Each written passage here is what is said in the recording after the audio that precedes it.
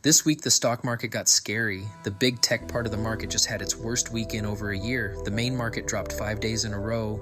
Things got so bad in South Korea, they actually stopped trading for a bit to calm everyone down.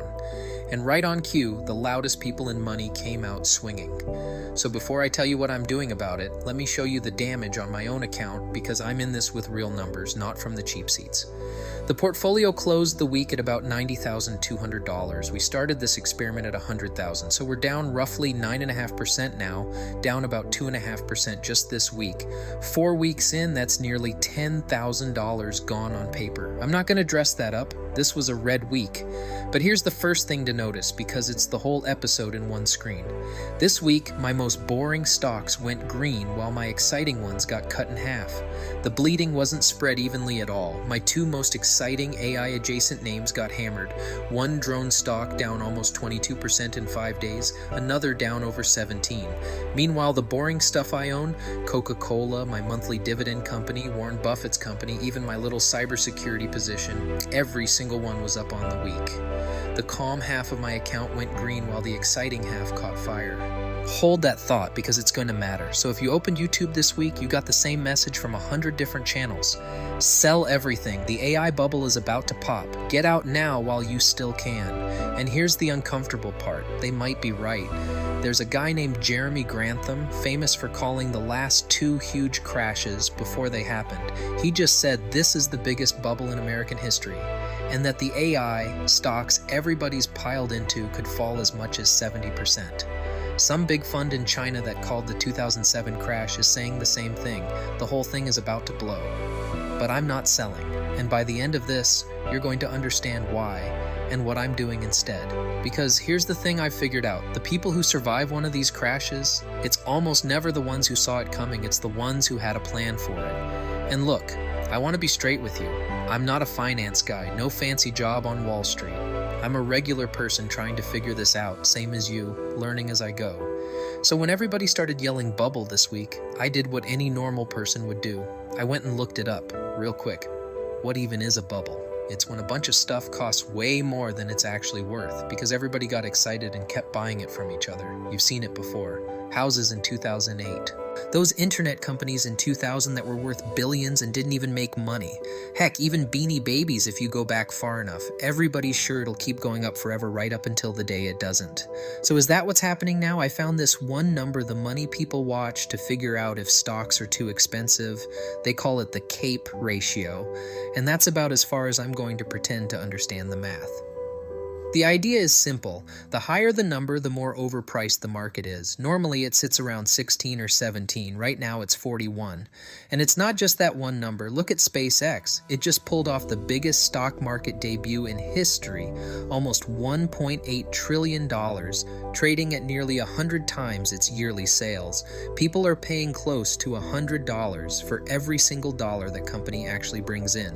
When Amazon was that size, it never got above 6. And this exact week, that brand new stock already fell below the price it started at. And the only time in all of history that CAPE number was higher than today was the year 2000, right before that big internet crash.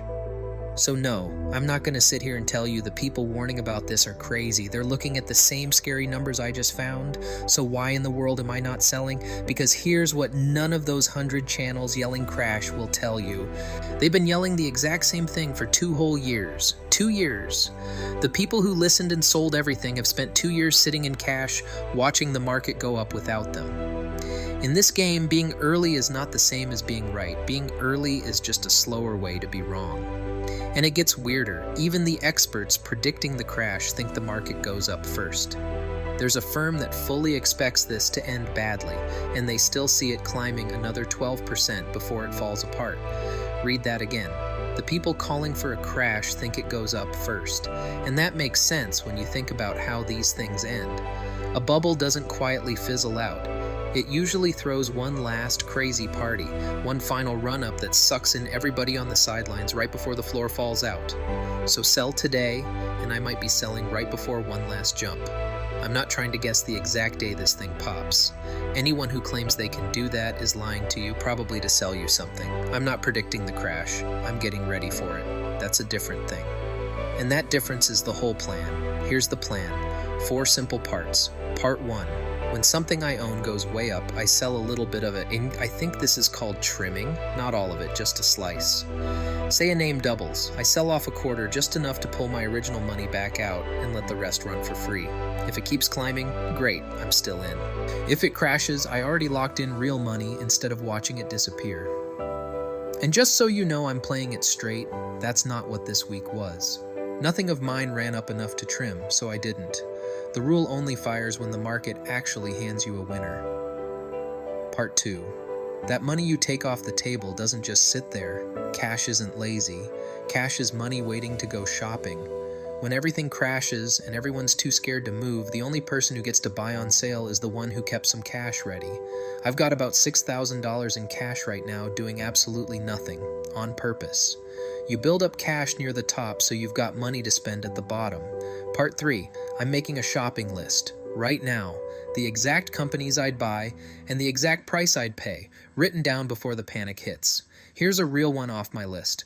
I already own that drone parts company, and it's been cut almost in half from where I bought it. But I'm not catching the knife. My note says I add more only if it falls under $15, in small pieces, not all at once. Same with the boring anchors. If a real crash drags Coca-Cola or Buffett's company down with everything else, that's not a tragedy. That's the sale I've been waiting for. It's just not at my price yet. Because nobody thinks clearly in the middle of a crash. Nobody. So you decide now while you're calm, what's a good deal? That list turns a terrifying crash into a simple checklist. Part 4, the one most people skip. You buy the boring safe stuff now before you need it. And you don't have to take my word for why. Just look at my week. The names that make real money, that pay you to own them, that aren't priced like a fairy tale, were green while my exciting bets got cut. That's not luck. That's what the boring stuff is for. It's the floor under you when the crazy stuff drops through it. So let me walk you through mine. Coca-Cola and a company that pays me a little rent check every month. The calm ones nobody makes an exciting video about. That's the point. Warren Buffett's company, which I own partly because Buffett does the exact thing I just described, sits on a pile of cash, refuses to chase the hype, and waits for everyone else to be forced to sell so he can swoop in. Owning a piece of his company is like owning a piece of patience itself. Then my cybersecurity name, the quiet smart bet. Think gold rush. Everybody's running off to dig for AI gold. I'd rather own the company selling the shovels and the locks.